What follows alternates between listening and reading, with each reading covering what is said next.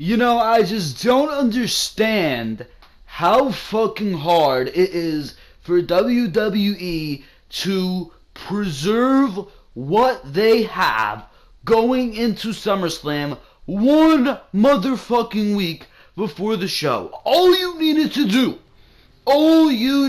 do is wrap up these storylines going into SummerSlam. I always say that the easiest show to book is the go-home show, because all you need to do is close the storylines out going into the match. But WWE finds a way each and every single time, especially going into these big pay-per-views, to give these fucking matches away, and it is absolutely despicable. Ladies and gentlemen, this is Joel Perez of the Ringside Wrestling YouTube channel, and we're here for another Monday Night Raw review, a particularly bullshit Monday Night Raw review, because yes, we're talking about the go-home show to WWE SummerSlam, and just like they did it last year, WWE has once again found a way to give almost everything that they have going into SummerSlam away just 1 week before the fucking pay-per-view. 1 week, one last Monday Night Raw is all they needed to survive. And of course, they fuck everything up last minute like they always fucking do. I mean, Monday Night Raw has been putting on some pretty decent television leading up to SummerSlam. I'm not gonna lie. It's been some pretty decent editions of Monday Night Raw. Not the greatest things of all time, but a decent editions of Monday Night Raw. But here tonight, they have to throw all the shit at the fucking wall because they can't fucking contain themselves, and they've given a bunch of shit away for SummerSlam. A Cruiserweight Championship match where Neville fucking loses the Cruiserweight Championship after 8 months. 8 months of holding the Cruiserweight title. You got Bray Wyatt versus Finn Balor given away here tonight, which clearly led to Bray Wyatt versus Finn Balor again being announced for SummerSlam.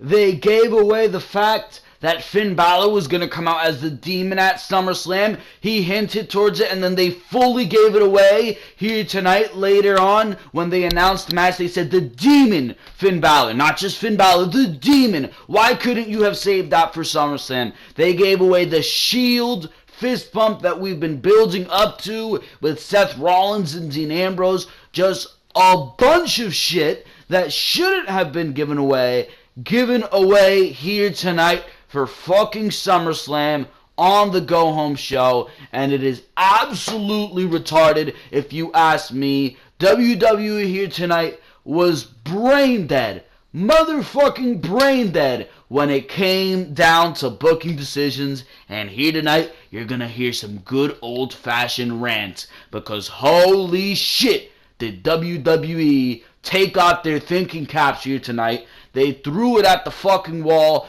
threw it out the fucking window, and they decided to take a shit over everything that they've been doing going into fucking SummerSlam. No sense at all here tonight. But like always, make sure to go check out all the other content on the Ringside Wrestling YouTube channel. Gotta throw my plugs in there. Sorry if it is annoying, but of course, make sure to go check out all the other content. Monday Night Raw and Smackdown reviews for last week are up on the Ringside Wrestling YouTube channel, so make sure to go check out those reviews. Some nice stuff going on over there, and those Monday Night Raw and Smackdown reviews, go check them out if you want an educated opinion on what happened last week on both SmackDown Live and or Raw.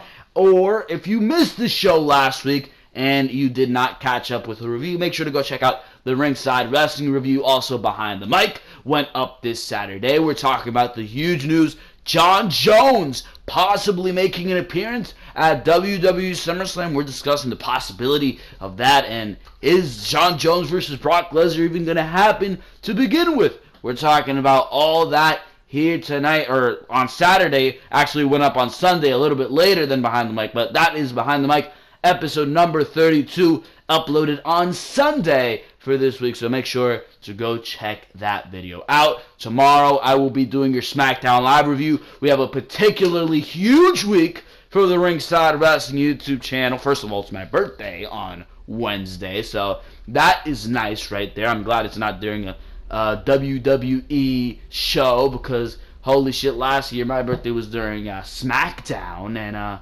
it was not good having to review Smackdown on my birthday. But it's just NXT. I don't review NXT, but we've got a bunch of shit coming out on the channel. Preview and predictions for both SummerSlam and NXT TakeOver Brooklyn coming to the channel this Thursday and Friday, so make sure to stay tuned for that huge video right there. Monday Night Raw review as you're watching right now. Smackdown live review tomorrow. Probably a video coming out closer to SummerSlam. I don't know when, but we're probably going to be talking about the last minute news going in to clearly the second biggest pay-per-view of the year. NXT TakeOver Brooklyn review. SummerSlam review. A bunch of shit on the Ringside Wrestling YouTube channel this week. So if there is a week to subscribe, you have found yourself at the correct time, because a lot of stuff is going on, and if you don't want to miss a thing for this huge week, a bunch of videos coming out pretty much every single day. If you do not want to miss a thing, make sure to click on that subscribe button to stay tuned with everything and get all the content on the Ringside Wrestling YouTube channel in your subscription box, and click that notification bell if you want notifications right on your phone. But for now, we are talking Monday Night Raw here tonight, and what a shitty show that was, bro. Holy shit. By that third hour, you were just sitting there thinking to yourself, what the fuck did we just watch here tonight? But I'm going to start off the show. We were in Boston, Massachusetts here tonight. Great crowd. Great crowd. You should expect that from Boston. Very, very good crowd here tonight from Boston, Massachusetts. It is your August 14th, 2017 edition of Monday Night Raw. And we're going to start off with the main event segment here tonight, because I do not want to start off talking about bullshit. We're talking about Brock Lesnar. He came out with Paul Heyman. This was the confrontation between all four men in that fatal four-way match. They were going to be face to face to face to face here tonight. That's how WWE was saying it. Absolutely annoying. But Roman Reigns, Braun Strowman, Samoa Joe, and Brock Lesnar, they were all in the middle of the ring here tonight. How many fucking times, by the way, did Michael Cole say, SummerSlam comes early here tonight? I mean, are you fucking kidding me, bro? I don't give a fuck about SummerSlam coming early. I can wait till Sunday, bro. Holy shit. But Brock Lesnar, he came out with Paul Heyman, and Paul Heyman, he was saying that WWE has arranged for Brock to have a face-to-face to champion's face, so they can beat down on Brock before SummerSlam. He says that you can put all the security in the ring that you want, but it's going to be a fight. He says that just because Brock is accepting of ideas that don't necessarily include the WWE, clearly referencing John Jones and the UFC right there. He says that WWE didn't put Brock against not one, not two, but all three top contenders, legitimate top contenders, soon to be world champions, and one former world champion at that. He put Brock against the top three contenders for the Universal title all at the same time. He says that when they eliminate Brock from the equation, they're clearly going to fight it out amongst themselves, and he is going to be helpless from the situation. He says with Brock, he says that when Brock loses the Universal title, it will be because someone was man enough to beat Brock Lesnar. It won't be Joe, who's dying to steal the title and bring it back to his Samoan tribe. It won't be Braun Strowman, who, yes, has all the qualifications of Universal Champion, but in this case, Beast beats Monster. It won't beat Roman Reigns, who first of all, he threw in The Undertaker retiring Roman Reigns, which I just fucking despise how WWE keeps throwing in those jabs at how Roman Reigns retired The Undertaker. But that is besides the point. He says it won't be Roman Reigns, who says this is his yard, because yeah, it might be your yard, but this Sunday, your rent is due. Paul says he doesn't make predictions, he gives spoilers. Two things will happen at SummerSlam. WWE will either rip the title off Brock Lesnar, and he and Brock will leave the WWE for good, or he will beat Roman Reigns. Brock Lesnar will beat Samoa Joe. Brock Lesnar will beat Braun Strowman and retain the Universal Championship because he is the reigning, defending Universal Champion. All this, he does the thing, and that brings out Samoa Joe. Samoa Joe takes the mic, saying that he told Lesnar from day one that he doesn't fear him. So allow him to alleviate some of his advocates' fears. Because at SummerSlam, when he puts Lesnar to sleep, the title will be ripped from Lesnar's hands. Not Reigns, not Strowman. Joe is going right after Lesnar. He's putting Lesnar to sleep. And Paul Heyman won't have anything to worry about because it will be Samoa Joe who beat Brock Lesnar. Brock Lesnar, he was beat. So that's what Joe's claiming. That brings out Braun Strowman. I wish they would have gave Samoa Joe more to say in that little statement. But Braun Strowman comes out next saying that in case Lesnar didn't know, Strowman is always the last man standing, telling them to ask Roman Reigns.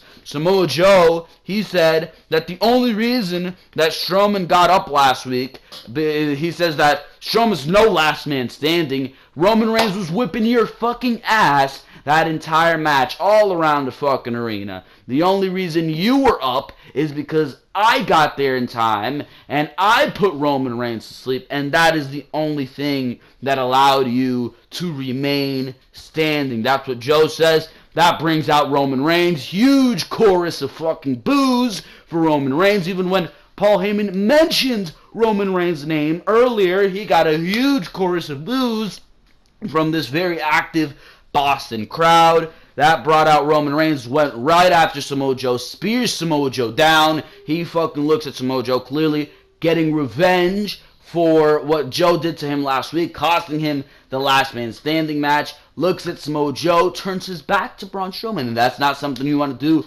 because Strowman picked up Reigns, hit him with the power slam, and that left Brock Lesnar and Braun Strowman. Clearly the reason these two were in the ring is because that's the only match we haven't seen here. That is the only match we haven't seen. We've seen Lesnar and Joe. We've seen Lesnar and Reigns. We've seen Joe and Reigns. The only other match we haven't seen is Joe and Strowman. But the money match, which we haven't seen, is Strowman and Lesnar. So clearly they wanted to throw that little possibility in, and they wanted to show you a little preview of what that match in the future could be if they were to face one-on-one, which I think that is a match that could inevitably happen in the WWE. So they left Strowman and Lesnar in the middle of the ring together. But of course, the security that was outside, they finally came to some fucking use. They fucking got in the ring. And of course, trying to break up Brock Lesnar and Braun Strowman didn't go so well for them. They fucking took out all the fucking security guards, and that brought out the fucking locker room. And as the locker room was separating them, they took turns breaking out from the locker room's grasp and going at each other.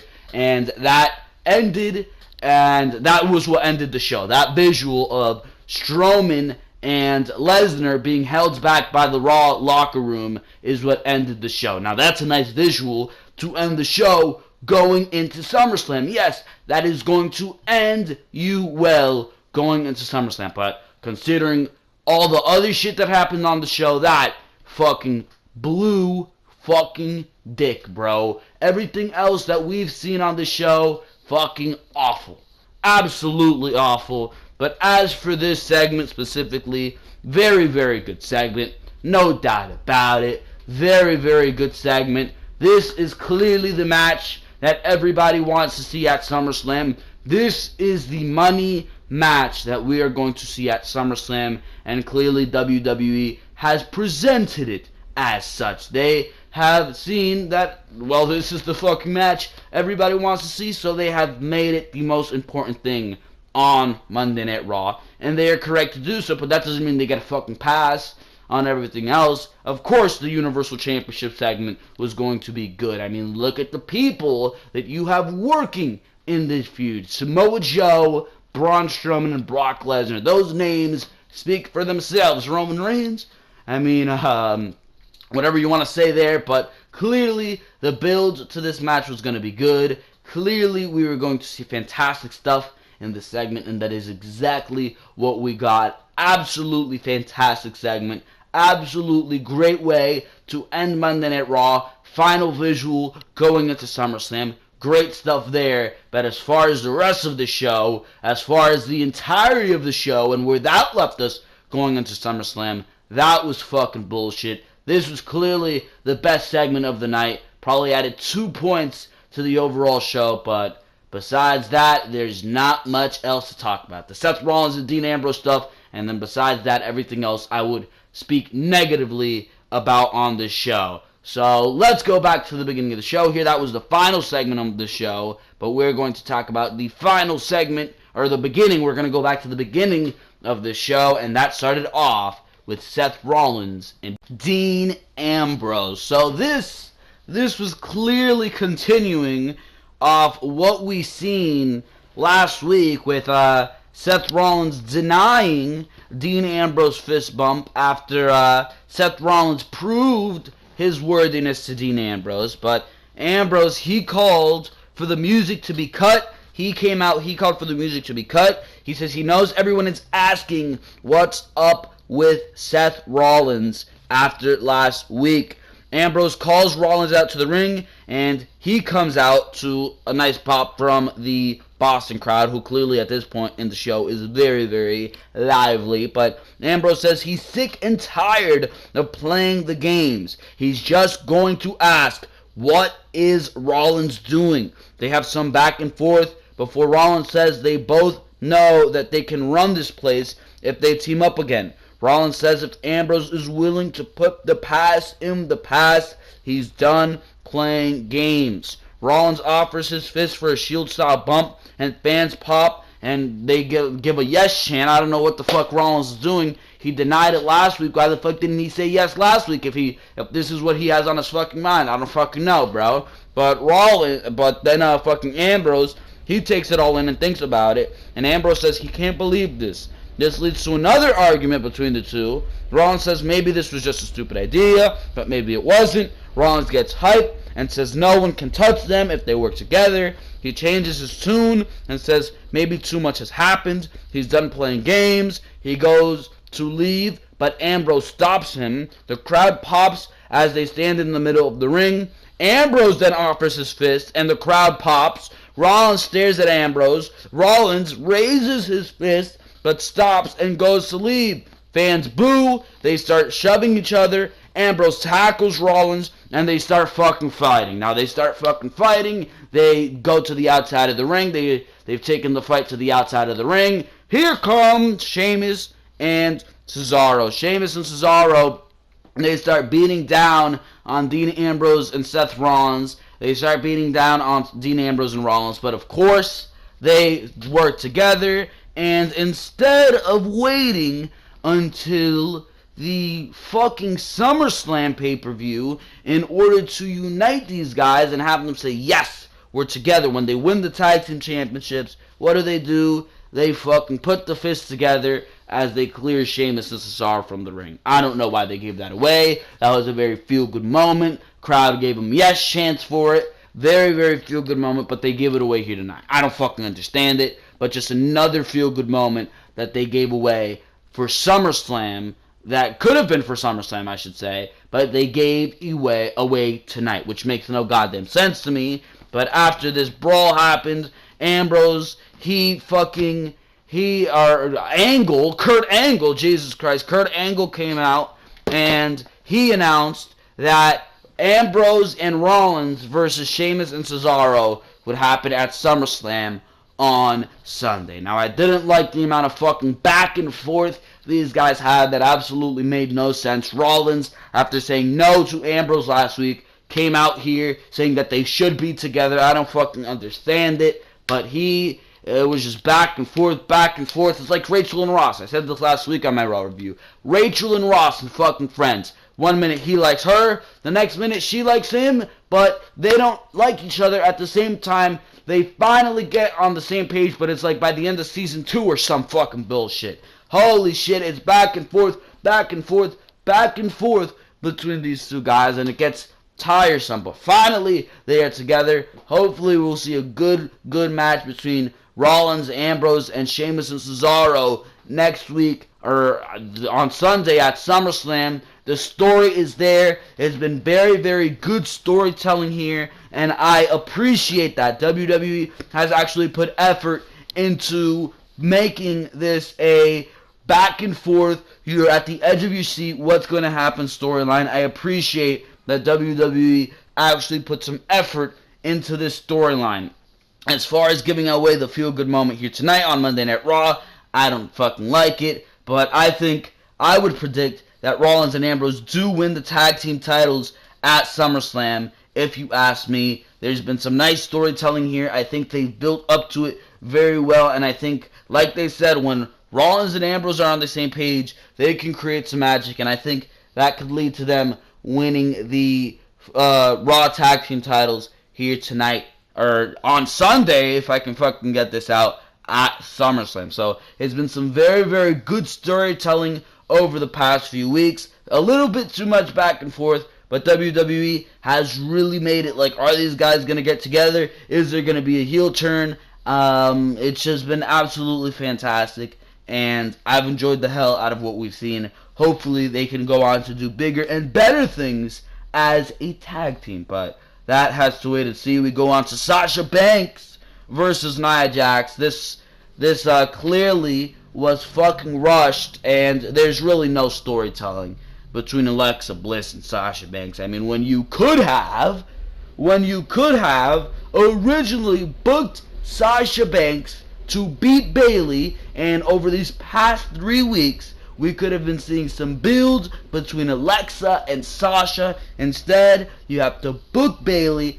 Bayley gets injured, and your plans are all fucked up, and they go back to what they should have been, except now there's no build between Alexa and Sasha going into SummerSlam. Makes no goddamn sense to me why WWE had to do it this way, why they were forced to book Sasha, but it's going to be Sasha versus Nia. It was Sasha versus Nia here tonight, and Sasha clearly won this match here to become #1 contender for the Raw Women's Championship. It was never going to be Nia Jax, bro. I mean, heel versus heel just doesn't fucking work, especially when you're a scrappy in the ring and you have that scrappy style of Alexa Bliss and Nia Jax with that big, slow, methodical, big woman style. I don't think that would mix whatsoever, and I think that would be an awful match. Clearly, Sasha and Alexa is the way to go, and I think it's going to be a great, great match. But besides that, I mean, really good match here tonight on Monday Night Raw. Sasha and Nia really put on a showing. Each time they get in the ring, it only gets better. Probably the match they had in the tag team turmoil was probably better, if you ask me. Here tonight, Sasha, she got the bank statement on Nia. Nia, she tried to pick Sasha up, had her in a side slam position.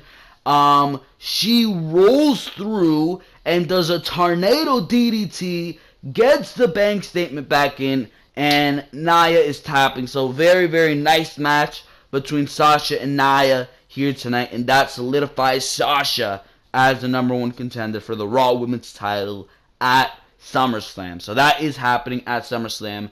Don't understand why this didn't happen originally. Again, makes no sense to me, but we're getting the original result. Is Sasha going to win the women's title? Because of the fact that she originally wasn't going to win the women's title, I don't think, or she originally wasn't going to be in this match.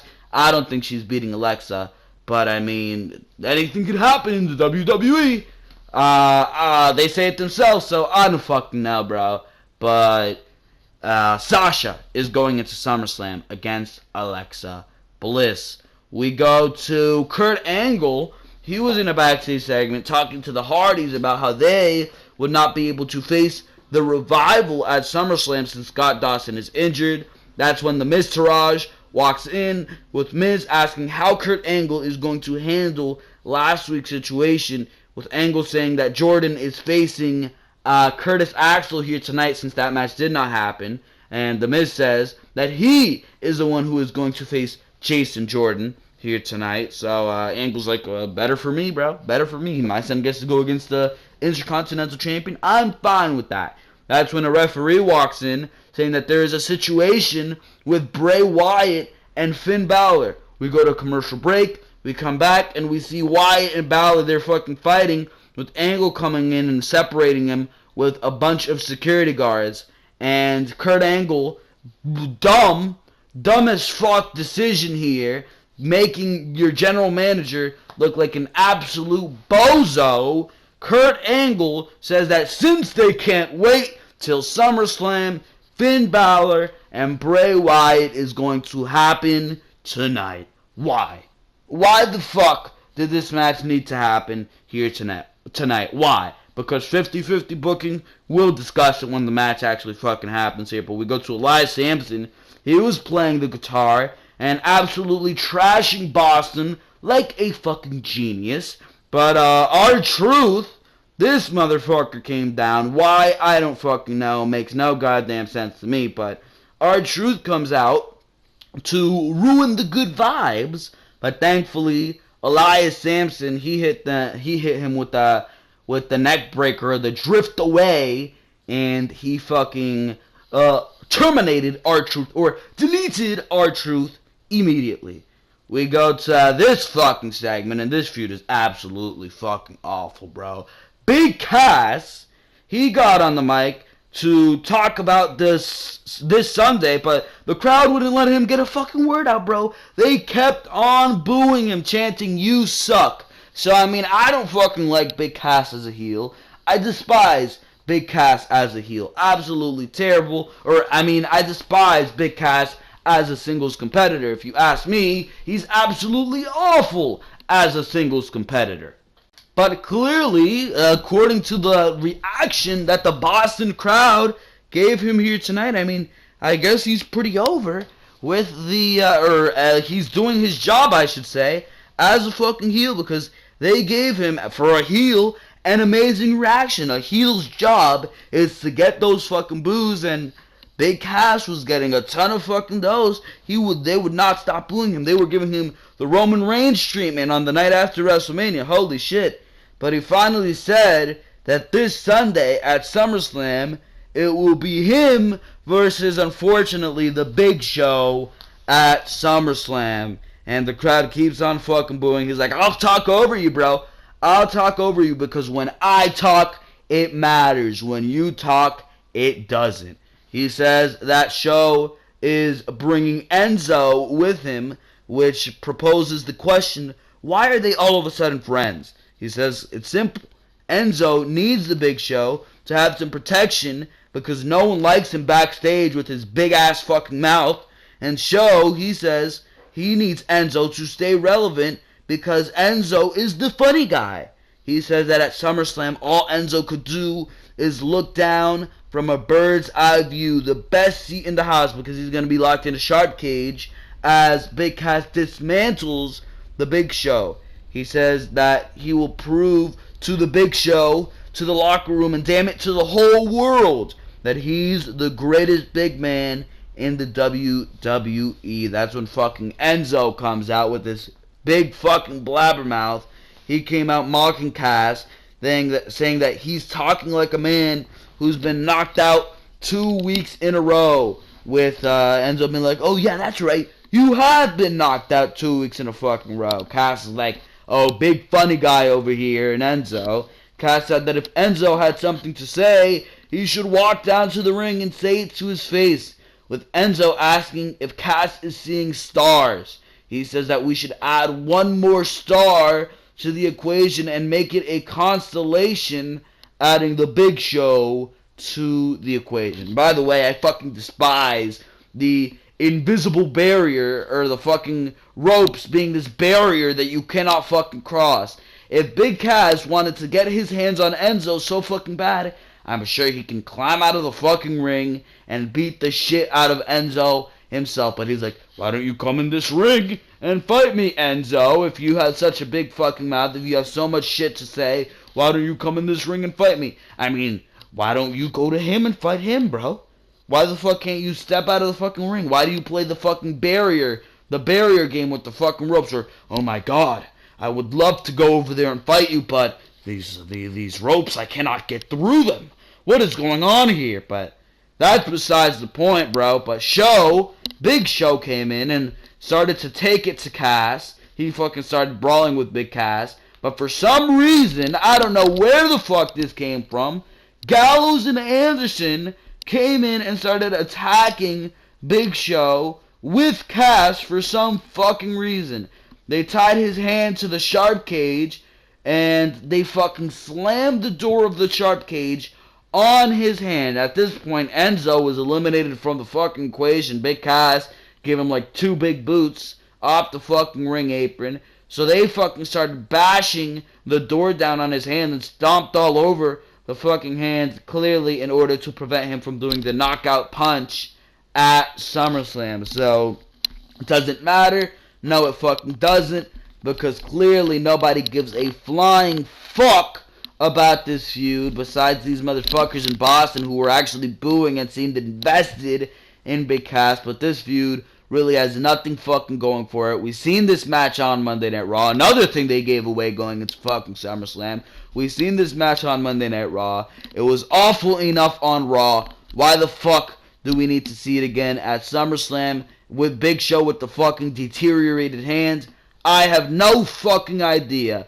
But I mean, this is going on, and this is just going to solidify the failure that is Big Cass as a singles competitor in the WWE. Besides that, we go to probably one of the most bullshit, idiotic booking decisions that happened here tonight on fucking Monday Night Raw, and that brought this show drastically fucking down in ratings, or in, I mean, like fucking 1 to 10 ratings. For me, in the end, Neville, he almost hit the red arrow. This is, by the way, Akira Tozawa versus Neville. They gave this Cruiserweight Championship match away on Monday Night Raw before SummerSlam. I figured, well, nobody gives a fuck about this match, so why not give it away on Monday Night Raw for fucking free anyways? But of course, WWE, being the dumbass motherfuckers that they are, I expected this match to be, alright, this is happening here tonight, so you can save some time at SummerSlam where there's fucking 15 matches announced, right? Right? At least you would fucking think, but no. In the end here, Neville almost hit the red arrow on Tozawa, but missed that and allowed Tozawa to hit the top rope senton. Now, at this point, I'm like, Neville's kicking out, but no, it was 1, 2, 3. We have a new Cruiserweight Champion in Akira Tozawa. And I am absolutely fine with that. I really am. I don't give a fuck if Tozawa is your Cruiserweight Champion. I can care less if Tozawa is your Cruiserweight Champion. The Cruiserweight division is a fucking failure anyways. But why do you need to make it even more of a fucking failure? Why is WWE so fucking brain dead? Why the fuck would you take the title off of Neville fucking 6 days before SummerSlam? Can somebody explain that to me? Neville, who has been champion since fucking January, 8 months. 8 months Neville has been your Cruiserweight Champion. And you're telling me that you had to fucking have him lose the Cruiserweight title when he could have lost it at a momentous fucking pay-per-view, second biggest pay-per-view of the year, what do? You take it off him 6 days before on Monday Night Raw. And you can't even say, alright, they're not going to have this match on SummerSlam, and they wanted Akira Tozawa to be your Cruiserweight Champion, so they did it tonight on Raw. Because this match has been confirmed to be happening again at fucking SummerSlam. The rematch clause has been capitalized by Neville at SummerSlam in order to boggle your mind even fucking further. Neville, after 8 months of being the best thing, the best part of the Cruiserweight division, has fucking fallen to Akira Tozawa, bro. And after the match, I was screaming, but it was not because I fucking love Tozawa and I was chanting along with him. It was because I was in pain. My brain was hurting from the idiotic decisions that WWE fucking makes on Monday Night Raw, and especially on the go-home show to fucking SummerSlam. Absolutely no logic in WWE here tonight. Big Show is being reviewed by the doctor, with the doctor saying that Show has a broken hand. A broken fucking hand. Really, bro.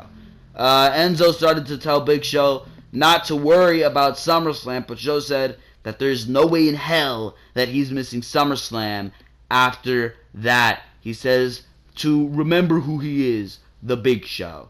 Oh my god. Who cares? Mickie James was backstage with Emma, coming in complaining about how she was screwed out of her match last week, saying that she started the Women's Revolution and has to sit back and watch all the girls come up from NXT. James, she says that Emma likes to rewrite her story. She says that the truth is that Emma tapped last week, and she should prove her skill in the ring with a 6-time women's champion. So I'm like, alright. Ooh, this is nice. Getting Emma on television against Mickie James. Mickie James on television as well. You can give Emma a nice fucking win. What do you think happened, bro? What the fuck do you think happened? We'll talk about that fucking shortly, bro. But we go to Bray Wyatt versus Finn Balor. Another fucking match that is happening again at SummerSlam. So why the fuck did you need to give it away here tonight again? I don't fucking get it, but surprisingly here tonight, I was surprised, Bray Wyatt actually won this fucking match. I was wondering after this match, are they actually pushing Bray Wyatt? I mean, he's beaten out Finn Balor and Seth Rollins clean. Seth Rollins twice. But clearly at SummerSlam, Balor gonna bring out the Demon King and beat Bray at SummerSlam with no logic behind it, bro. So they gave him the win here tonight, just so they can bring out the Demon King at SummerSlam and fucking 50-50 booking the fuck out of it. Nobody looks good because Bray beat Balor here tonight. Nobody looks good. Bray doesn't win or Balor doesn't win because both of them are going to fucking lose. The 50-50 booking strikes again because at SummerSlam it's clearly going to be Balor bringing out the Demon and winning. They fucking confirmed it here tonight that it was going to be the fucking Demon because they cannot keep any minor surprises ready for SummerSlam. But after the match, Bray Wyatt spilled a bucket of fake blood on Finn Balor, and clearly that motivates the Demon King to come out of hiding and fucking appear at SummerSlam to beat Bray Wyatt and give us another case of the classic 50-50 booking where nobody comes out looking good. Holy shit, is WWE fucking retarded. Emma versus Mickie James, another fucking garbage decision here. Why the fuck do they continue to bury Emma? Yes, bury Emma. Because Mickie James wins here with the fucking spinning kick. Are you fucking kidding me, bro? This was the easiest thing. The easiest thing you can do. Book Emma to win. This was the easiest thing you could have done. Why does Mickie James need this win? Clearly you are going to do absolutely nothing with Mickie James going forward. So why do you need to fucking give her this meaningless win against Emma? Could you have not at least given Emma one win? One small win on her record? No. You have to book her every single time she's in a match to be tapping out, to be getting pinned. I mean, why are you booking her like a fucking joke when she can clearly be an asset to your women's division? It makes no goddamn sense to me. Holy shit. But of course, WWE did the dumb thing here, and Mickie James beats Emma in a super short match that absolutely meant nothing to anybody on this fucking show. We went to Finn Balor, who was interviewed, saying that he spoke to Kurt Angle and he's getting his rematch because Bray Wyatt has his demons and so does he. Alright, who cares, bro? You gave the match away here tonight. It wasn't even that good here tonight. Holy shit.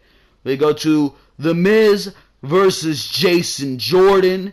As Jordan was about to beat The Miz, Miz Taraj came in, started to beat up Jordan, and that's when the Hardys came out to even the odds. That leads to a dumbass 6-man tag, which meant absolutely nothing here. Usual spots that put me to sleep at this fucking point. Twist of Fate by the Hardys, or by Jeff, or Twist of Fate by Matt, followed by the Swanton by Jeff.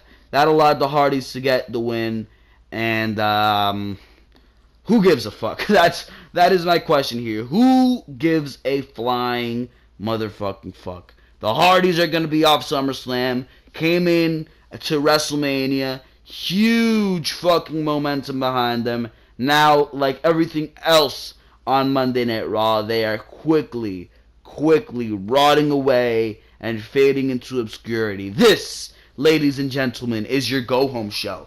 This is a go-home show to these fucking people. Holy shit, is WWE in trouble. SummerSlam is going to be awful.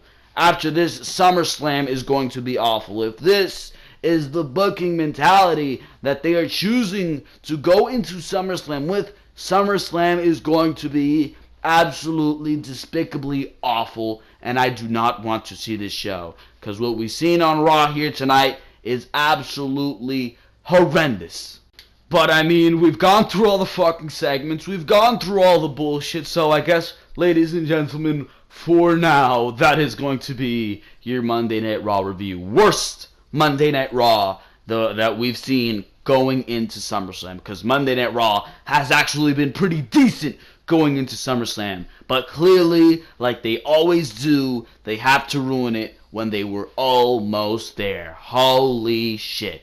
But for now, ladies and gentlemen, this is going to be Joel Perez of the Ringside Wrestling YouTube channel. I hope you enjoyed each and every single thing that you heard here in this review here tonight. Like I said at the beginning of the video, a lot of content coming for the Ringside Wrestling YouTube channel here to this week, bro. Preview and predictions for both NXT TakeOver and SummerSlam 2017. SummerSlam 2017 review after that show goes off the air. NXT TakeOver Brooklyn 3 review after that show goes off of the air. We've got Smackdown Live review coming tomorrow. Go home show to SummerSlam for Smackdown Live. So there's a bunch of content coming on the Ringside Wrestling YouTube channel. Videos almost every single day. So make sure to stay tuned, because all that is coming to the Ringside Wrestling YouTube channel very, very soon. And to not miss a thing, make sure to click on that subscribe button so you get all that great content in your subscription boxes. Make sure to like this video if you enjoyed what you heard here, and of course make sure to comment what you thought of Monday Night Raw here tonight. For now, if I have to give this show a rating, it'd probably be a 3 out of 10. Nothing of avail here tonight besides Rollins and Ambrose and the Universal Championship picture, which is clearly going to be the best part of the show each and every single week. But for now, ladies and gentlemen, this has been Joel Perez of the Ringside Wrestling YouTube channel. Hope you enjoyed each and every single thing that you heard here on your Monday Night Raw review, because for now, I am out of here. Thank you very, very much for watching this video, and I will see you tomorrow night for your SmackDown Live review.